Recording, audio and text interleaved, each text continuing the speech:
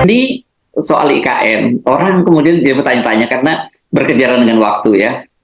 Kelihatannya penundaan pemilu proyeknya Pak Jokowi kemungkinan besar gagal, dan kemudian orang akan bertanya-tanya ke bagaimana masa depan dari IKN, apalagi sekarang sudah diobral IKN ini. Oh, kalau warga negara asing yang investasi di sana bisa tinggal sampai 10 tahun di sana gitu, terus kemudian pajaknya juga dibebaskan selama berapa? 35 tahun ya kalau tidak salah. Saya lupa angkanya ya. Tapi pokoknya banyak sekali kemudian kayak obral besar lah ini IKN itu ya. Sekarang ini saya nggak tahu ini obral yang keberapa kalinya gitu. Mas Hersu, saya menyatakan sebaiknya Presiden Jokowi apabila cara-cara ini dilanjutkan seharusnya segera menghentikan pembangunan IKN. Oke.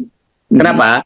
PP 23 2023 yang dikeluarkan oleh ditandatangani Pak Jokowi atas amanat Undang-Undang Ibu Kota Negara, itu menurut saya sudah akan melahirkan kota yang sumber pembangunannya dari uang haram. Gimana ceritanya tuh kok bisa begitu? Nah, jadi dalam PP tersebut sudah disampaikan bahwa investor yang mau investasi di ibu kota negara itu tidak perlu menunjukkan status pajak. Oh, status pajak. Ya. Nah, itu yang terbaru.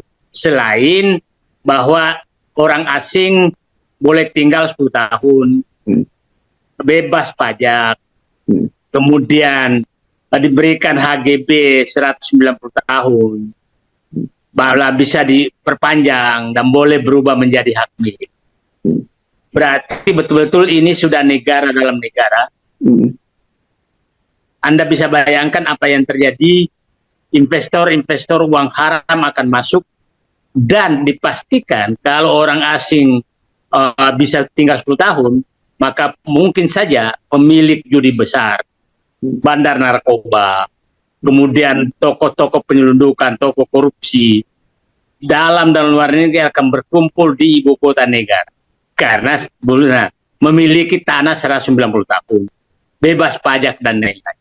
Itu coba bisa bayangkan apa yang terjadi, maka itu sudah kota adalah negara dalam negara. Negara dalam negara yang bebas aturan, negara yang bebas merdeka itu aturannya ya. Itu bebas merdeka dan isinya orang-orang yang pelaku-pelaku, mohon maaf aja, pelaku kejahatan. Kenapa saya katakan pelaku kejahatan? Mungkin juga jadi dengan mengundang tanpa perlu menentukan status pajaknya, artinya sama dengan Presiden Jokowi mengumumkan bahwa hai orang-orang yang menyembunyikan uangnya karena takut ketahuan sumbernya, maka datanglah investasi di ibu kota negara. Biasanya uang-uang yang tidak diungkap itu adalah uang-uang dari sumber yang bersumber dari kegiatan ilegal. Kegiatan ilegal di seluruh ini adalah judi, narkoba, kemudian bisa juga narkoba, kemudian prostitusi, betul. Kemudian korupsi, kemudian penyelundupan. Itulah uang-uang yang tidak membayar pajak dan tidak diketahui, yang dia dikatakan uang haram.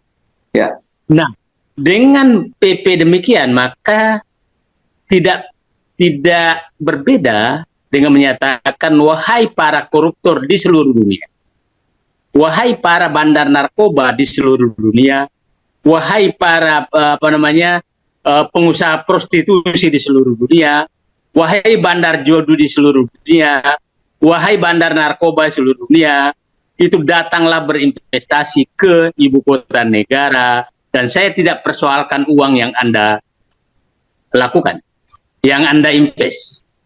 Nah, dengan ditambahkan data, kalau Anda datang ke ibu kota negara, maka orang asing pindah boleh tinggal 10 tahun, maka dia membawa uang yang saya katakan tadi, uang haram tadi, ke ibu kota negara, tinggal di ibu kota negara, dan memiliki HGU 190 tahun, dan bebas pajak. Itulah yang kemungkinan akan terjadi di ibu kota negara. Jadi teman-teman yang ada di Kalimantan jangan berharap akan mendapat sesuatu, karena yang datang adalah orang asing atau orang dalam negeri, bekas koruptor, bekas bandar narkoba, bekas penyelundupan untuk investasi dan tinggal di sana bersama orang asing yang tinggal 10 tahun dan memiliki lahan, memiliki hak HGU dan hak milik 190 tahun. Itulah yang kemungkinan terjadi, Mas Sertu. Jadi saya ingin berharap publik betul-betul mengkritisi ini, apakah negara kita memang akan, ibu kota negara akan dijadikan seperti itu. Itu Mas Hersu.